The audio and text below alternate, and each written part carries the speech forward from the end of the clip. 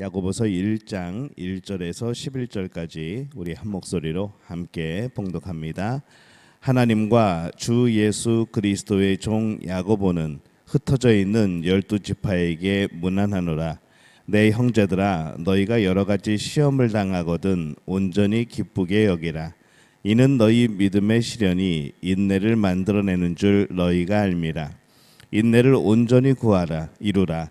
이는 너희로 온전하고 구비하여 조금도 부족함이 없게 하려 함이라. 너희 중에 누구든지 지혜가 부족하거든 모든 사람에게 후히 주시고 꾸짖지 아니하시는 하나님께 구하라. 그리하면 주시리라. 오직 믿음으로 구하고 조금도 의심하지 말라. 의심하는 자는 마치 바람에 밀려 요동하는 바다 물결 같으니 이런 사람은 무엇이든지 주께 얻기를 생각하지 말라. 두 마음을 품어 모든 일에 정함이 없는 자로다. 낮은 형제는 자기의 높음을 자랑하고 부한 자는 자기의 낮아짐을 자랑할지니 이는 그가 풀의 꽃과 같이 지나갑니다. 해가 돋고 뜨거운 바람이 불어 풀을 말리면 꽃이 떨어져 그 모양의 아름다움이 없어지나니 부한 자도 그 행하는 일에 이와 같이 쇠잔하리라. 아멘. 할렐루야. 하나님의 은혜가 오늘 새벽에 하루의 첫 시간을 주 앞에 드리는 우리 믿음의 가족들에게 함께 하시기를 예수님의 이름으로 축원합니다.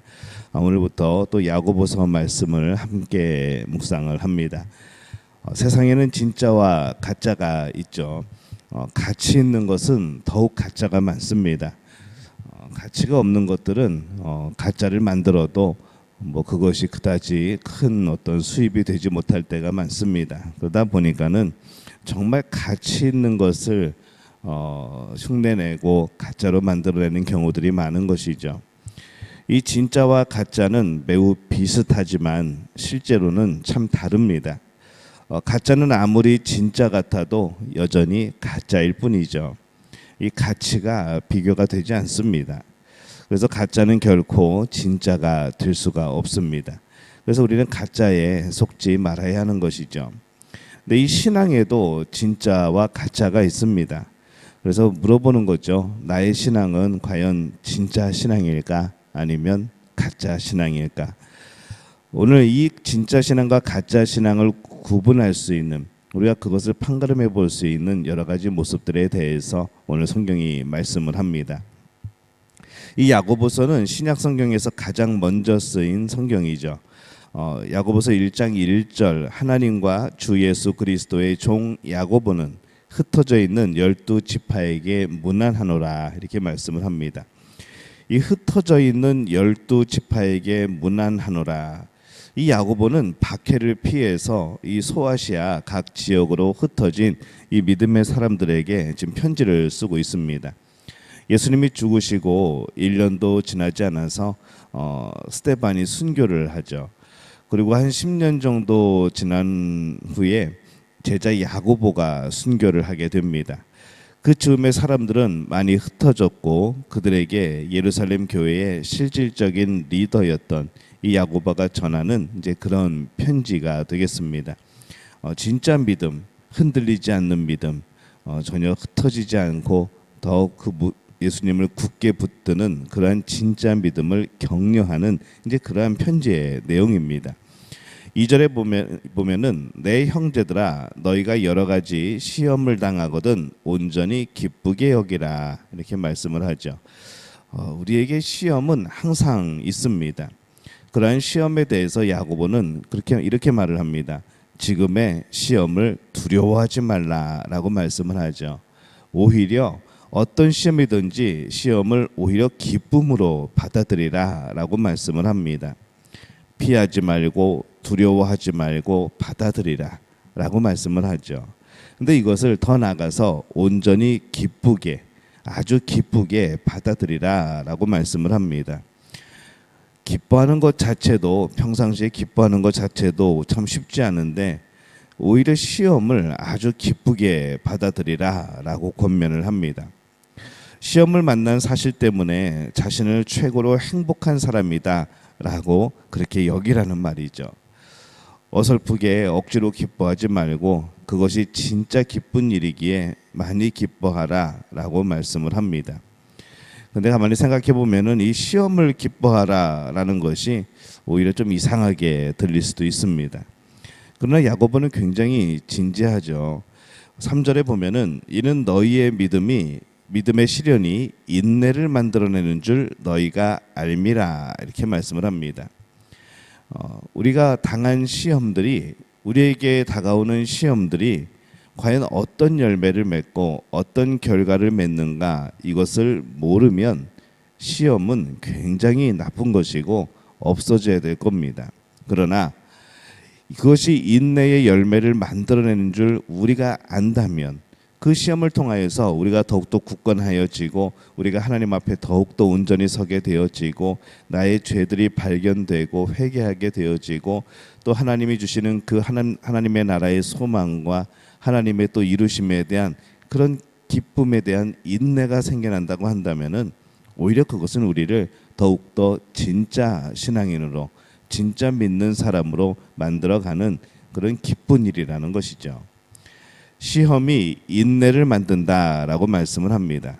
인내는 적대 세력에 굴하지 않는 능동적인 인내입니다. 어쩔 수 없이 참아내는 그런 것이 아니고 능동적으로 참아내는 것이죠. 목숨의 위협에도 굴하지 않고 믿음에 타협을 하지 않고 자신의 믿음이 목숨보다 더 소중한 것임이 드러나게 되어지는 것. 인내로 드러난 믿음은 참으로 찬란한 보석과 같이 되어집니다. 시험이 만들어내는 예기치 않은 열매들을 보면서 이 신앙인은 시련을 더 이상 무서워하지 않고 오히려 온전한 기쁨으로 여길 줄 알게 되는 것이죠. 이 야고보서는 진짜 믿음이기 위해서 행함을 강조하여 말하는 그러한 성경의 말씀입니다. 행함 중에서도 대표적인 것이 시험을 이기는 것이라는 거죠. 진짜 믿음이 되기 위해서는 이기는 믿음, 극복하는 믿음이어야 한다고 말씀을 합니다. 죽음의 위협을 이기고 경제적인 어려움을 이기는 거죠. 이긴다는 것은 그것을 두려워하지 않고 기뻐할 줄 아는 겁니다. 세상의 것을 중요하게 여긴다고 하면은 우리는 늘 두려울 겁니다. 이것을 언제 뺏길까? 이것이 언제 사라질까? 이것이 언제 내 소유에서 벗어나게 되어질까? 하지만은 진짜 믿음을 중요하게 여기면은 오히려 그 시험은 믿음의 훈련이 되고 인내가 되어지고 기뻐하는 것이 되어집니다. 이것은 곧 우리의 신앙생활의 승리라고 하는 것이죠.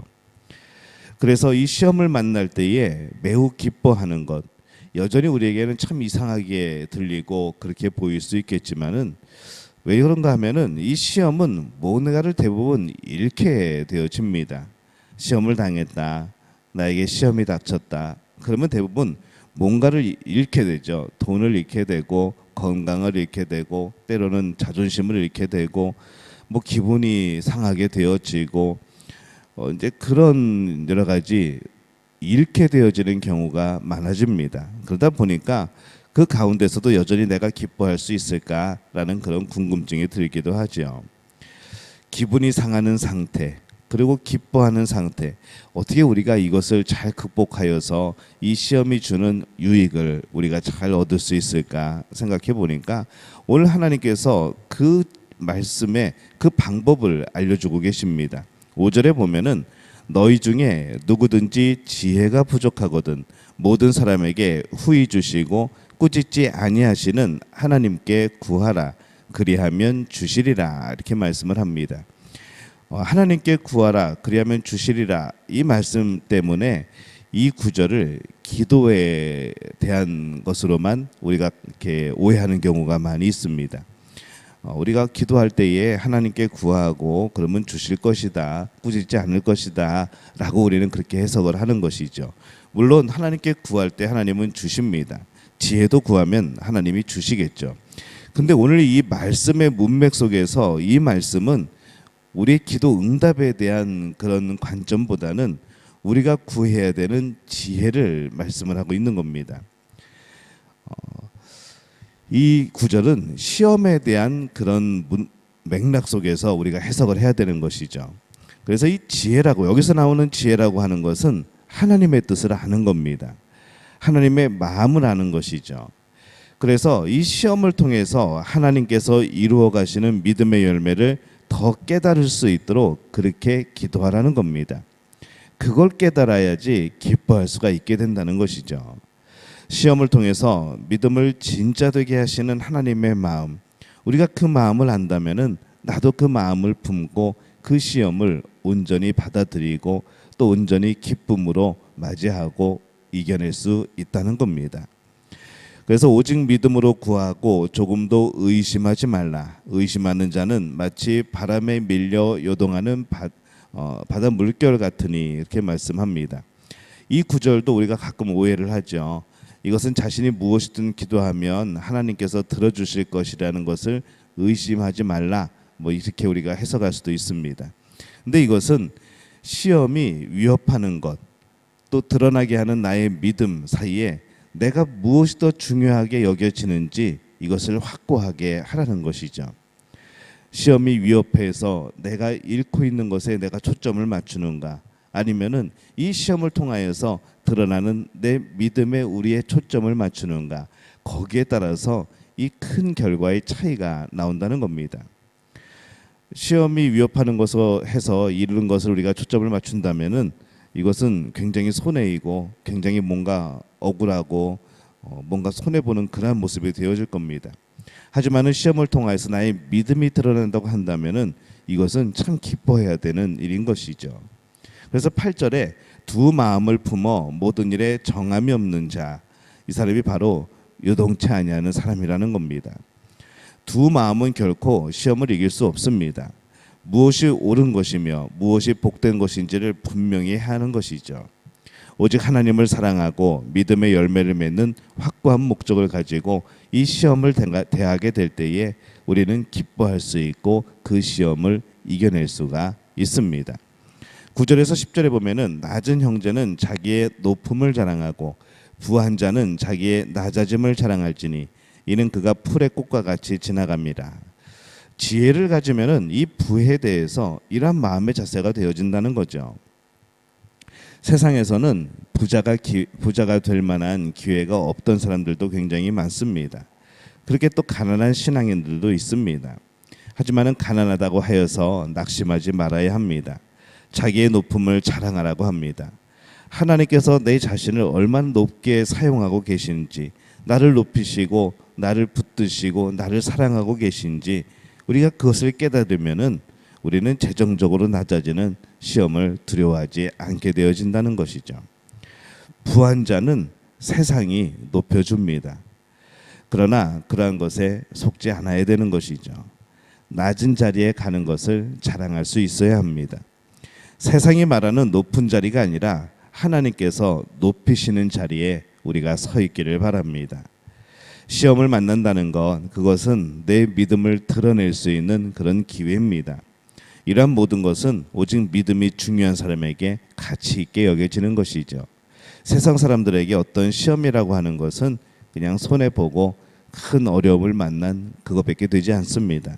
그러나 믿음의 사람들에게는 이 시험은 내 믿음을 확증할 수 있는 기쁨으로 여길 수 있는, 또한 성령의 열매, 이 인내의 열매를 맺을 수 있는 귀한 계기가 되어진다는 것이죠. 그래서 세상 사람들은 늘 시험이 무섭고 귀찮은 것이어서 늘 시험을 피해 다니고 시험 들까봐 모든 것을 멀리하고 그 시험 들까봐 오히려 하나님과도 더 서원해지고 멀어지는 이제 그런 삶이 되어버립니다. 그것 자체가 이미 시험이죠. 헤어나오질 못하는 겁니다. 믿음이 중요합니다. 그래서 진짜 믿음으로 훈련되는 것이 중요하죠. 어떤 대가를 치르고서라도 진짜 믿음이 만들어지고 드러나는 것 참으로 중요한 일입니다. 이것이 시험을 이기는 큰 복이 되어집니다. 오늘 우리가 이 시험을 통해서 금보다 더 귀한 그런 믿음이 되어지시기를 바랍니다. 또 그것이 나의 믿음이 증명되어지는 그런 진짜 신앙인으로 거듭나는 그런 복된 우리 믿음의 가족들이 되어지시기를 예수님의 이름으로 축원합니다.